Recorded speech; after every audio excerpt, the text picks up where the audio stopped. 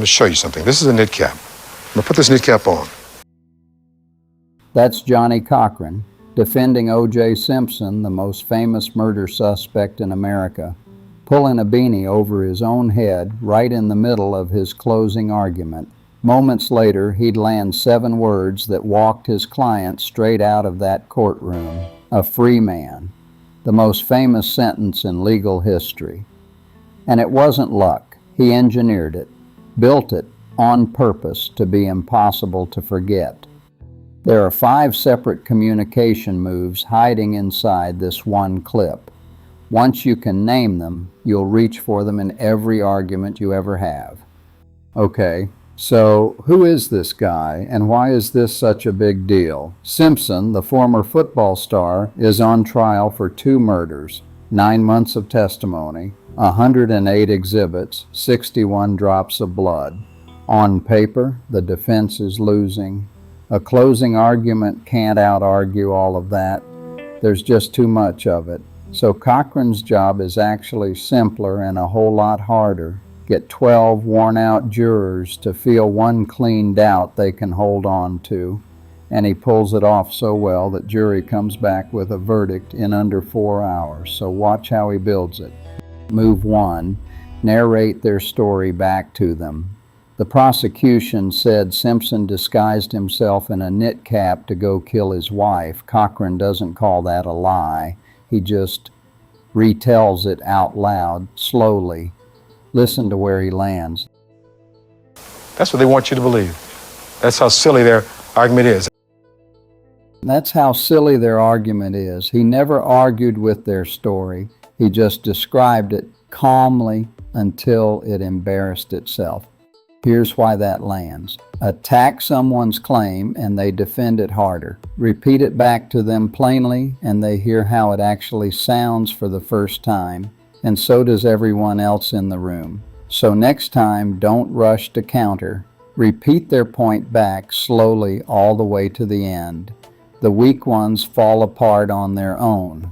Move 2. Show it, don't say it. Cochran could have just told the jury a knit cap is a lousy disguise. Instead, in front of the whole courtroom, he pulls one over his own head and turns himself into the experiment. Watch. If I put this knit cap on, who am I? I'm still Johnnie Cochran with a knit cap. I'm still Johnnie Cochran with a knit cap. He became the proof. No diagram, no expert witness. Just a man and a hat the whole room could see. This is the oldest trick the best communicators have. A demonstration beats a description every time because now nobody's taking his word for anything. They watched it happen with their own eyes.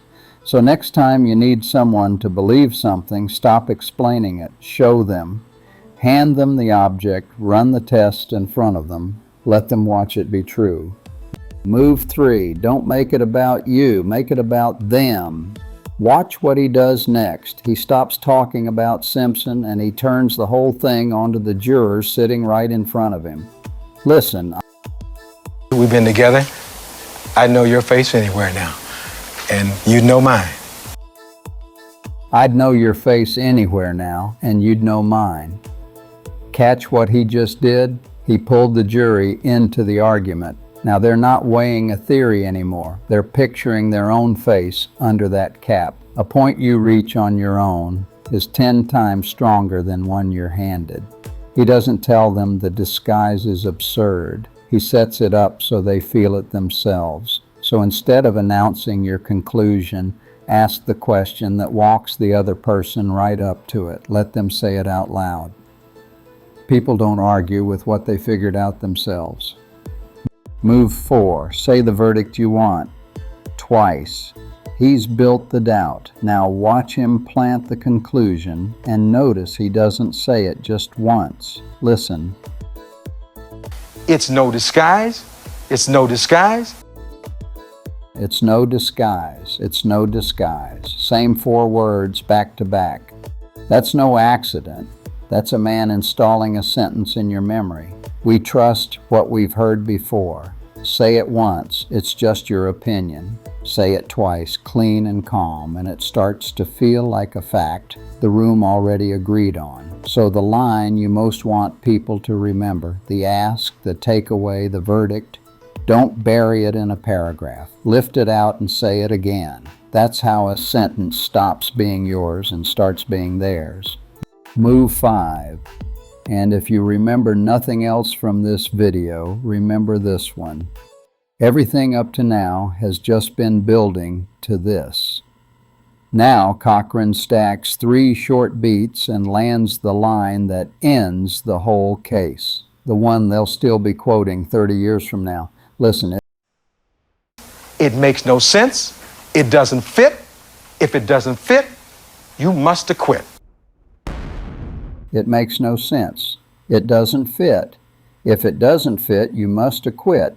Listen to that build. 3 short hits. No sense, doesn't fit. Then the rhyme snaps shut like a lock. And here's the genius of it. Fit and acquit rhyme.